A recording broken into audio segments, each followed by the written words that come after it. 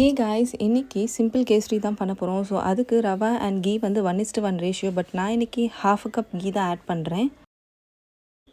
தேவையான அளவு cashews add பண்ணி இதை ஃப்ரை பண்ணி தனியாக எடுத்து வச்சுட்டு, ஸோ இந்த கீயில் ½ ஆஃப் த கீ வந்து நம்ம செப்ரேட் பண்ணி எடுத்து வச்சுக்கலாம்.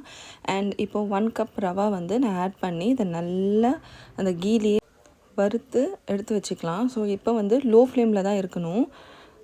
இதை நல்லா ஃப்ரை பண்ணுற வரைக்குமே இது நல்லா லோ ஃப்ளேமில் பாருங்கள், கலர் சேஞ்ச் ஆகிருக்கு. ஸோ இப்போ வந்து நான் வந்து ஹாட் வாட்டர் எடுத்து வச்சுருக்கேன். ஸோ நம்ம கேசரி பொறுத்த வரைக்கும் ஹாட் வாட்டர் தான் ஆட் பண்ணணும். ஸோ தட் நம்மளுக்கு அந்த லம்ஸ் எதுவுமே வராது.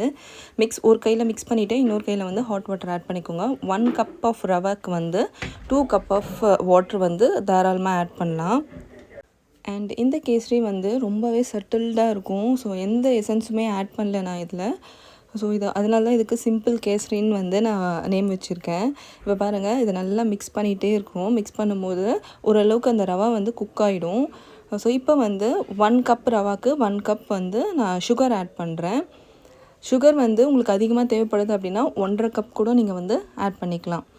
அண்ட் ஒன் மோர் திங் என்ன அப்படின்னா, நம்ம இந்த மாதிரி கேசரி ஸ்வீட் ரெசிபீஸ்லாம் செய்யும்பொழுது வெசல் வந்து நல்லா ஒரு வெயிட்டான வெசல் யூஸ் பண்ணிங்கன்னா நல்லாயிருக்கும். ஸோ தட் வந்து உங்களுக்கு கீழே அடி பிடிக்காது. இப்போ வந்து ஃபுட் கலர் வந்து ஆட் பண்ணிக்கோங்க. உங்களுக்கு என்ன கலர் பிடிக்குமோ அந்த கலர் வந்து ஆட் பண்ணிக்கோங்க. நான் இன்றைக்கி ரெகுலர் கேசரி கலர் தான் ஆட் பண்ணுறேன். லைக் ஒரு ஆரஞ்ச் கலர் வந்து நான் ஆட் பண்ணியிருக்கேன்.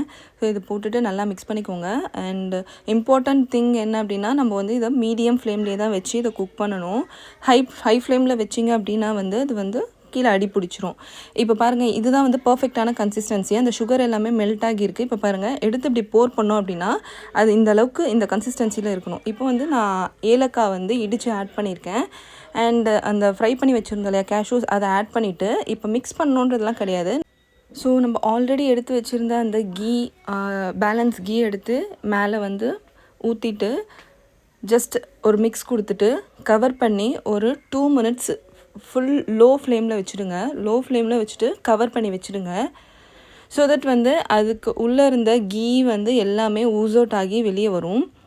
அப்போ தான் நம்மளுக்கு பர்ஃபெக்டான ஒரு கேசரி வந்து கிடைக்கும். 2 மினிட்ஸில் ஓப்பன் பண்ணுறேன் பாருங்கள், பார்த்தீங்களா? ஸோ இதுதான் வந்து நம்மளுக்கு ரொம்பவே ஜூஸியாக இருக்கும், ரொம்ப ஸ்டிக்கியாகவும் இருக்காது. இதுதான் பர்ஃபெக்டான கன்சிஸ்டன்சி. அண்ட் ஃபைனலி வந்து இந்த ரெசிபியோட பர்ஃபெக்ஷன் எப்படி கண்டுபிடிக்கிறது அப்படின்னா வந்து, நம்ம கேசரி அப்படி எடுத்து குழிக்கரண்டியில் எடுத்து பவுலில் போடுறோம் அப்படின்னும்பொழுது அது கரெக்டாக ஒட்டாமல் வந்து விழணும். ஸோ இந்த ரெசிபி கண்டிப்பாக எல்லாருக்கும் டெம்ப்ட் ஆகிருக்கும்னு நம்புகிறேன். ஸோ வீடியோ பார்த்து எல்லாரும் புனீஸ் ஜங்ஷன் சேனலுக்கு please do like, share, comment and subscribe to this channel. And next ரெசிபியில் சந்திக்கலாம்.